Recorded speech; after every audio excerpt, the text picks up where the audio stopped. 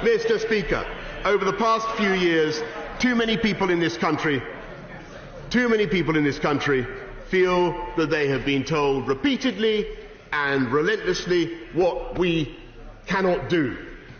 Since I was a child, I remember respectable authorities asserting that our time as a nation has passed, that we should be content with mediocrity and managed decline.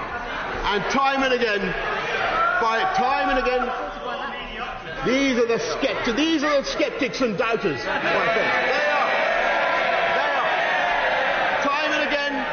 Time and again, by their powers to innovate and to adapt, the British people have showed the doubters wrong.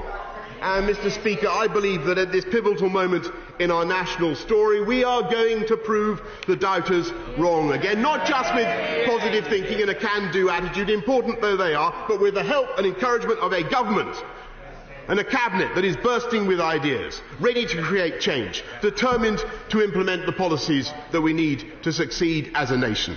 The greatest place to live, the greatest place to bring up a family, the greatest place to send your kids to school, the greatest place to set up a business or to invest, because we have the best transport and the cleanest environment and the best health care and the most compassionate approach to care of elderly people. That is the mission of the cabinet I have appointed, and that is the purpose of the government I am leading. And that is why I believe that if we bend our sinews to the task now, there is every chance that in 2050, into it I fully intend to be around, though not necessarily in this job, we will be able to look back on this period, this extraordinary period, as the beginning of a new golden age for our United Kingdom. And I commend this future to the House just as much as I commend this statement, Mr. Speaker.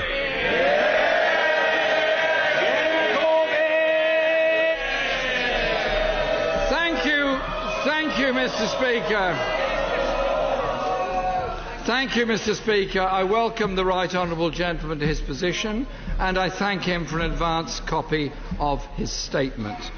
No one underestimates this country, but the country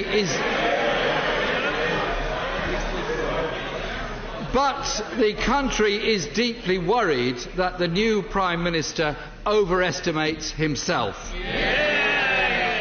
He inherits a country that's been held back by 9 years of austerity. That's hit children and young people the hardest. Their youth centres have closed, their school funding cut, college budgets slashed, and with the help of the Liberal Democrats, tuition fees have trebled. Their housing costs are higher than ever. Their jobs are lower paid. Opportunity and freedom have been taken away. Austerity was always a political choice, never an economic necessity. Order. I indicated that people wouldn't shout down the Prime Minister. Precisely the same applies to the Leader of the Opposition. Don't try it. You're wasting your vocal cords, and above all, it won't work. The right honourable gentleman will be heard, and these exchanges will take as long as they will take, whatever other appointments people might have. The right honourable gentleman will be heard. Stop it. Jeremy Corbyn. Thank you, Mr. Speaker. His predecessor promised to end austerity, but spectacularly failed to deliver.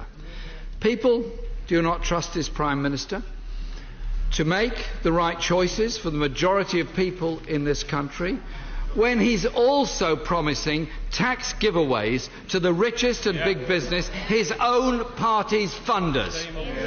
So, can he now indicate when he will set out the detail of the exact funding settlement for our schools, our hard-pressed local authorities and police, so they can start planning now? I'm deeply alarmed to see no plan for Brexit. He was in the cabinet that accepted the backstop and of course voted for it on the 30th of March this year.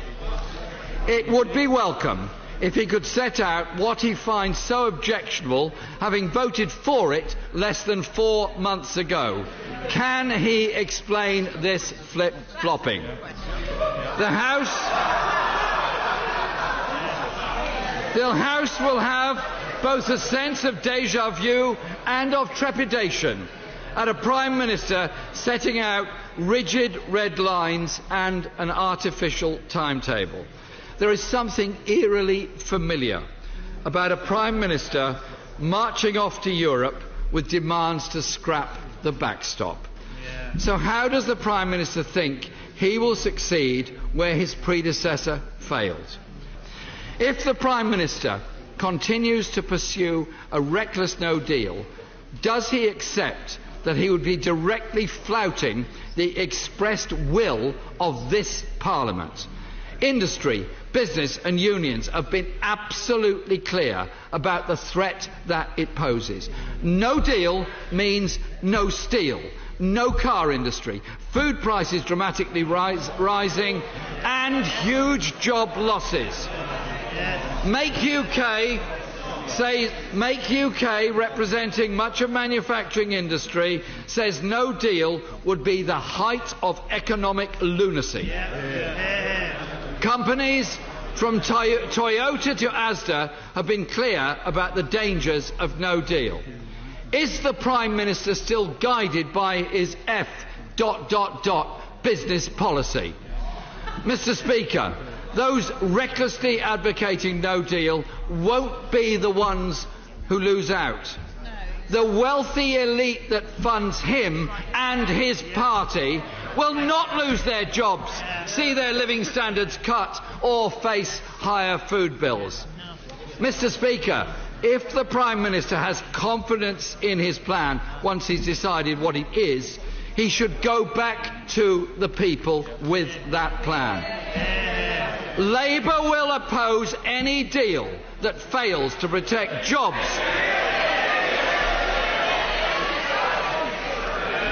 We will oppose any deal that fails to protect jobs, workers' rights or environmental protections. And if he has the confidence to put that decision back to the people, we would, in those circumstances, campaign to remain. Mr. Speaker, the office of... Mr. Speaker, it'll take as long as it takes. I've got plenty of time. I'm totally untroubled by these matters. Jeremy Corbyn. Mr. Speaker, the office of Prime Minister requires integrity and honesty. So will he correct his claim that kipper exports from the Isle of Man to the UK are subject to EU regulations? Will he also acknowledge that the 39 billion is now 33 billion, due over 30 years, and has been legally committed to be paid by his predecessor? This is a phony threat about a fake pot of money made by the Prime Minister. Mr. Speaker, I note the climate change denying US President has already labelled him Britain's Trump and welcomed his commitment to work with Nigel Farage. Could Britain Trump take this opportunity to rule out once and for all that our NHS is not going to be part of any trade deal with President Trump and the USA? Will he make it clear that our National Health Service is not going to be sold to American healthcare companies? Mr. Speaker, people fear that far from wanting to take back control, the new Prime Minister would effectively make us a vassal state of Trump's America. Mr. Speaker, the challenge to end austerity, tackle inequality, resolve Brexit and tackle the climate emergency are what will define the new Prime Minister. Instead, we have a hard-right cabinet staking everything on tax cuts for the few and a reckless race to the bottom Brexit. He says he has pluck, nerve and ambition. Our country does not need arm-waving bluster, but competence, seriousness, and after a decade of divisive policies for the few, to focus for once on the interests of the many. Mr. Speaker, I struggle to discover a serious question in that, but I'll make one answer, one important point that is worth making, which is that under no circumstances will we agree to any deal, any free trade deal that put the NHS on the table. It is not for sale, and I would remind the right honourable gentleman that for 44 years of its 71 years of glorious existence, it is the NHS that has benefited from conservative policies and conservative government. But as we understand that unless you support wealth creation, unless you believe in British business and British enterprise and British industry, you will not have the funds. Unless you have a strong economy, you will not be able to pay for a fantastic NHS, Mr. Speaker. And that is a lesson that the honourable gentleman, right honourable gentleman, simply doesn't get. And I struggled to see the country. I struggled to see the country he described in his description of the United Kingdom today, because the reality, Mr. Speaker, is that unemployment is, of course, down under the Conservatives to the lowest level since the 90s, and crime is actually down a third since 2010. We have record investment, record inward investment in this country, £1.3 trillion coming. That's fantastic new electric car factories. Order! Mr. MacDonald, you really are at times a reckless delinquent. Calm yourself, man. I know you get very irate because you feel passionately, and I respect your passion, but I don't respect your delinquency. Calm yourself, man. Take some sort of soothing medicament and you'll feel better as a consequence. The Prime Minister. They don't like it, but the truth is that there were more homes built in this country last year than in any year in the last 31 years bar one. Wages are now outperforming inflation for the first time in a decade. The living wage, a conservative policy. Which I am proud to say I championed in London and was then stolen by our wonderful Conservative government and put into a national policy. The living wage has expanded the incomes of those who receive it by £4,500 since 2010. This is a right honourable gentleman who is set on an economic policy together with the shadow Chancellor, who was sacked by Ken Livingstone for being too left-wing.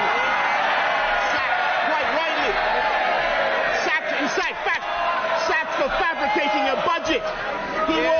He forged a budget. Sacked for forging a budget. He would raise taxes on inheritance, Mr. Speaker. He would raise taxes on pensions. I am answering. I'm telling you, Mr. Order! Mr. Lavery, you're another overexcitable denizen of the House.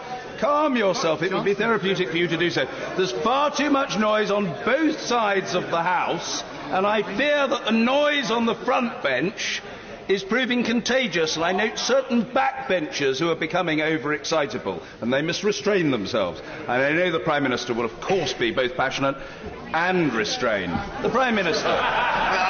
It is only with an effort that I can master my feelings here, Mr. Speaker, because the right honourable gentleman will not only put up taxes on inheritance and pensions and corporations, he would put up taxes on income to 50p and above.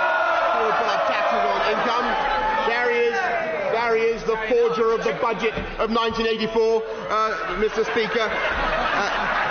He would put up, give him a chance, he would put up taxes not just on homes but on gardens, Mr. Speaker. And he speaks about trust in our democracy.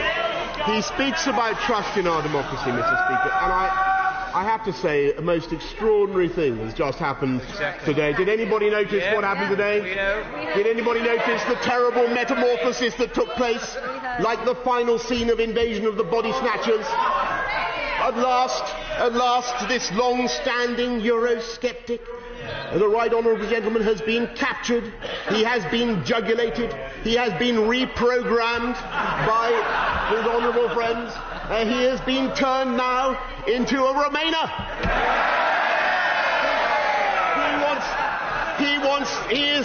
He has turned Labour into the party in all the flip-flops he has performed in his tergiversating career. That is the one for which I think he will pay the highest price. Because it is this party now, this party, this government that is clearly on the side of democracy in this country. It is this party that is on the side of the people who voted so overwhelmingly in 2016. It is this party that will deliver the mandate that they gave to this Parliament, and which, by the way, this Parliament promised time and time and time again to deliver. And indeed, the Right Honourable Gentleman and all his colleagues promised to deliver it. And the reality now is that we are the party of the people.